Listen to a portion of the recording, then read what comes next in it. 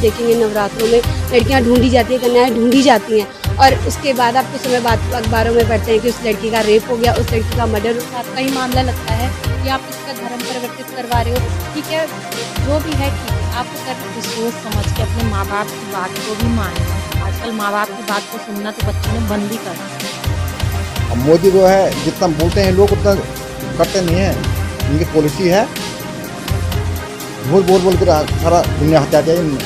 हमारे देश के लिए बहुत अच्छी है, आगे फ्यूचर अच्छा है हमारे देश का।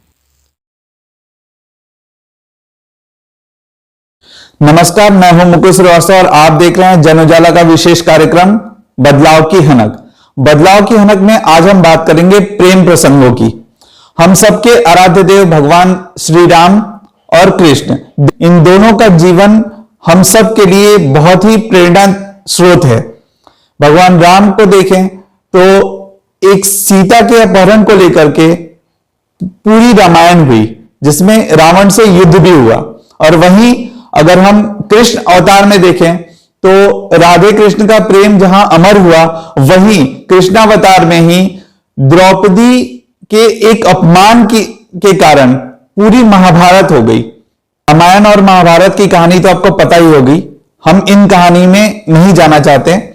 वहीं आजकल कुछ ऐसे प्रेम प्रसंग सुनने को मिल रहे हैं जो हैवानियत, दरिंदगी और धोखा के नाम से जाने जा रहे हैं।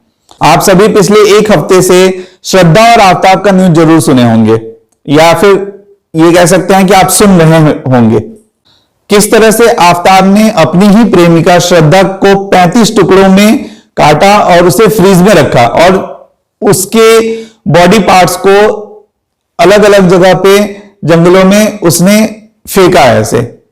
ऐसा ही एक और मामला लखनऊ से आया है, जिसमें एक लड़की जिसका नाम है निधि और उसका बॉयफ्रेंड है जिसका नाम है सूफियान ने निधि को चौथी मंजिल से फेंक दिया और जिसमें उसकी जान चली गई है। हम ये कहना चाहते हैं कि ये किस तरह का प्रेम है, वो किस तरह के प्रेम को ये दर्शाता है, जहां सिर्फ दरिंदगी होती है। कोई चौथी मंजिल से नीचे फेंक देता है तो कोई उसकी हत्या करके और उसे कई टुकड़ों में काटता है और फिर उसके बॉडी पार्ट्स को अलग अलग जगह पे जाकर के उसे फेंकता है। ये प्रेम नहीं, ये दरिंदगी है। ये घटना हम सभी के लिए एक प्री अलार्म है। हम ये कह सकते हैं आप सभी अभिभावकों से जो अपनी बेटी पे नजर रखते हैं, कहते हैं बेटी के साथ साथ अब जरूरत है कि आप अपने बेटों पर भी नजर रखें, क्योंकि आप सबको यह जानना जरूरी है कि आपका बेटा करता क्या है, वो बाहर जाता है, किससे मिलता है, इसका आपको नॉलेज होना बहुत ही जरूरी है। जिस तरह से आफ्ताब और सूफियान ने जो हरकतें दिखाई हैं, इस पे हमारी जन उजाला की टीम ने देहरादून के कुछ लोगों से बात की है। आइए देखिए आप हमारी ये रिपोर्ट। आपका नाम? मीरा कार्की।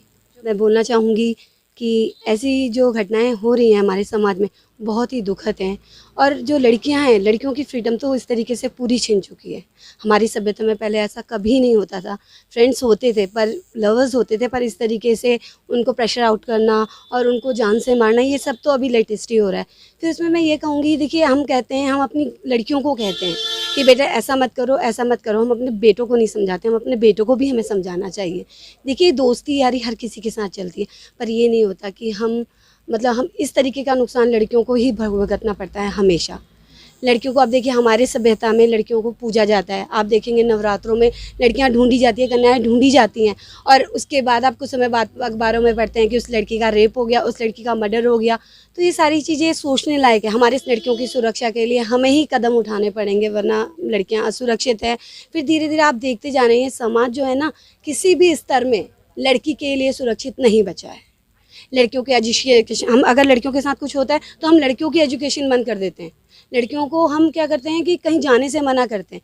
तो ये सारी चीज़ें लड़कियों को ही भोगनी पड़ती है। ठीक है, हमें लड़कों की मानसिकता को भी विकसित करना चाहिए। और रही समाज की बात, समाज देखिए हर बात में कहता है हम कर रहे हैं, हम कर रहे हैं, हम कर रहे हैं। यार कब करोगे? जब किसी की लड़की, किसी की माँ, किसी की बहन चली जाती है, तब एक कैंडल जलाते हैं तो कैंडल मार्च हो जाता है।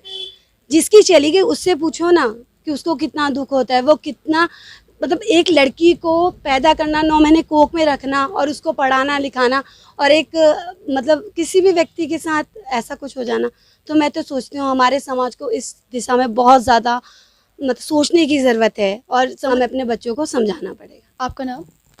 मेरा नाम ज्योति है। अभी सबसे पहले तो मेरे को बहुत दुख हुआ ये जान के, ये न्यूज़ ही बहुत दुखदाई है कि हमारे समाज में क्या क्या चीज़ें चल रही हैं। सबसे पहले मुझे तो गलती अगर फ़र्स्ट ऑफ ऑल मैं देखूँ तो मैं लड़की की ही मानूंगी। अगर मेरा पॉइंट ऑफ व्यू है तो मुझे लड़की की गलती लगती है, क्योंकि आजकल प्यार भी हमें सोच समझ के करना चाहिए।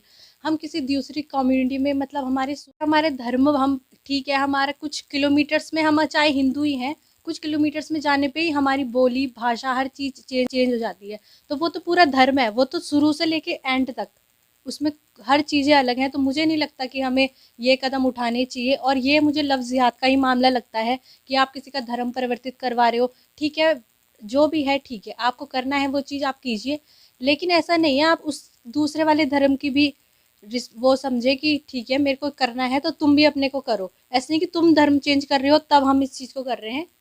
मेरे हिसाब से तो ये मैं लड़की का गलती ज़्यादा मानती हूँ इस चीज़ में कि तुम उसको अगर श्रेय नहीं देती तो उसको इतनी हिम्मत ही नहीं आती कि वो आपको करे। आप खुद कचड़े में जाएंगे तो ऑफकोर्स गंदे तो होंगे। आपका नाम? रचना अग्रवाल। मैम, आप कैसे देख रहे हैं इस मामले को? देखिए, हमारा भी यही कहना है कि जैसे कि ज्योति ने कहा, लड़कियों की तो गलती है ही। अगर लड़कियां कुछ सोच समझ के अपने माँ बाप की बात को भी माने, आजकल माँ बाप की बात को सुनना तो बच्चों ने बंद ही कर दिया है। अगर माँ बाप की बात मानती ना तो इतना बड़ा हादसा नहीं होता। लिविंग में रहने के बाद जब आप फोर्स कर रहे हो, अगर वो नहीं रखना चाह रहा, पता तो चल ही जाता है आदमी को कि हमें इसके साथ रहना है कि नहीं रहना। अगर वो कह रहा था, कोई भी बात कह रहा था, अगर उसे समझ में आ रही थी तो उसे समय रहते से अपने आप को अलग ही कर लेना चाहिए था, ना कि शादी के लिए फोर्स करना। मेरा तो इतना ही कहना है। नाम? कौशल्या। हमको कहना है कि देश भारत में ये लड़कियों के साथ नहीं होना चाहिए, और नहीं तो किसी के साथ लड़की में जो है कोई महिलाएं हैं, हम भी उसमें हैं, ये नहीं होना चाहिए। आपका नाम? ममता। आप क्या कुछ बोलना चाहेंगी इसके मामले में? ये तो होना नहीं चाहिए, जो बेटियों के साथ में हो रहा है ये तो बहुत गलत है। ये तो हमारी हैं या दूसरे की हैं, बेटियां तो देखो सभी की साझी हैं, नहीं होना चाहिए ये। आपका नाम? ममता। आप कैसे देख रही हैं इन केस को? हम ये कहना चाहते हैं कि किसी के साथ भी ऐसा नहीं होना चाहिए, ये बहुत दुखद घटना है। मैम, आपका नाम? मुन्नी। आप क्या कुछ बोलना चाहेंगी? हम बोलना चाहेंगे ये बहुत गलत काम हुआ, ऐसा किसी के साथ ना हो, करने वालों को कड़ी से कड़ी सज़ा होनी चाहिए, फिर अपराध रुकेगा। जैसा कि आपने जनता को सुना, जनता इन दोनों आरोपियों को लेकर काफी आक्रोशित है। वो इन दोनों आरोपियों को कड़ी से कड़ी सजा देना चाहते हैं। जन उजाला की टीम भी चाहती है कि इन दोनों आरोपियों को कड़ी से कड़ी सजा मिले, ताकि लोगों के बीच में एक खौफ पैदा हो कि ऐसी सजा दी जाए जिससे कि लोग ऐसे कृत्य करने से बचें। यदि इन दोषियों को कड़ी से कड़ी सजा मिलती है तो ये एक निश्चित ही एक बड़ी बदलाव की हनक होगी। अब हम बात करेंगे एक ऐसे खबर की जिसे सुनकर आपको बहुत ही खुशी और गर्व की अनुभूति होगी। भारत की एक प्राइवेट स्पेस कंपनी ने अपना रॉकेट लॉन्च किया है। जी हां, आप बिल्कुल सही सुन रहे हैं। भारत की एक प्राइवेट स्पेस कंपनी ने इसरो के सेंटर से अपना रॉकेट लॉन्च किया है, जिसका नाम विक्रम एस रखा है, जो कि विक्रम साराभाई के नाम पे रखा गया है। ये रॉकेट पूरी तरह से भारतीय है और ये कंपनी हैदराबाद में स्थित है। भारत के एक निजी कंपनी का रॉकेट लॉन्च करना कोई साधारण बात नहीं है। ये पूरे भारतीयों के लिए एक गर्व की बात है और इस पे भारत ही नहीं, पूरे विश्व का निगाह भारत पे है। और भारत जिस तरह से जितनी तेजी से आगे बढ़ रहा है, निश्चित तौर पे अगला दशक जो है होगा वो भारत का ही होगा। विजय गुप्ता नाम। यानी बहुत अच्छा है, हमारे देश के लिए बहुत अच्छी है, आगे फ्यूचर अच्छा है हमारे देश का। और जो हमारे देश में विकास हो रहा है उसके लिए बहुत हम चाहते हैं कि हमारा देश बहुत आगे बढ़े और अच्छी तरक्की करे, उन्नति करे। विश्व के सबसे लोकप्रिय नेता और प्रधानमंत्री नरेंद्र मोदी के गृह राज्य गुजरात आजकल सुर्खियों में बना हुआ है। कारण यह है कि गुजरात में विधानसभा चुनाव होने हैं, जिसमें भारतीय जनता पार्टी, कांग्रेस और आम आदमी पार्टी तीनों ही किस्मत आजमा रहे हैं। प्रधानमंत्री के लिए यह चुनाव अहम इसलिए भी है क्योंकि उनकी खुद की साख भी दांव पे लगी हुई है। 20 वर्षों से अधिक समय तक भारतीय जनता पार्टी सत्ता में रही है, पर राहुल गांधी के भारत जोड़ो यात्रा का प्रभाव और अरविंद केजरीवाल के गुजरात में एंट्री, ये दोनों ही चीजें त्रिकोणीय मुकाबला की हनक दे रही है। जिस प्रकार अरविंद केजरीवाल दिल्ली में 2 बार सीएम रहे और भाजपा और कांग्रेस दोनों का किला ध्वस्त करते हुए वह पंजाब में भी अपनी राजनीति आजमाए और पंजाब के चुनाव को अच्छे मतों से वो जीते भी, और अब वो अपना तीसरा पड़ाव गुजरात में डाल रहे हैं, जहां वो काफी दमखम से चुनाव लड़ रहे हैं। वैसे तो अरविंद केजरीवाल ने और भी कई राज्यों में अपनी किस्मत आजमाई। हाल फिलहाल में यूपी और उत्तराखंड के चुनाव में भी अरविंद केजरीवाल ने अपनी किस्मत आजमाई है, जिसमें कि उन्हें एक भी सीट हासिल नहीं हुआ। अब देखते हैं कि गुजरात के वोटर्स आम आदमी पार्टी को कितनी अहमियत देते हैं। वैसे तो एक बात तय है कि जितना वोट आम आदमी पार्टी को मिलेगा उतना ही वोट कांग्रेस का कटेगा। इसी को लेकर हमारी जन उजाला की टीम ने कुछ राजनीति समझ रखने वाले लोगों से बात की है। आइए देखिए आप हमारी ये रिपोर्ट। आपका नाम? श्री लच्छीराम जोशी। अब कांग्रेस टक्कर मारेगी, हाँ कांग्रेस टक्कर में रहेगी। अब मोदी जो है जितना बोलते हैं लोग उतना करते नहीं हैं। इनकी पॉलिसी है झूठ बोल बोल कर सारा दुनिया हत्या दिया इनने, है नहीं। वादा तो पूरा कुछ किया नहीं, गरीब को यूं के त्यों हैं। पेपरों में अखबारों में बोलते हैं ये कर दिया सो कर दिया, नज़र में तो खुद आता नहीं है।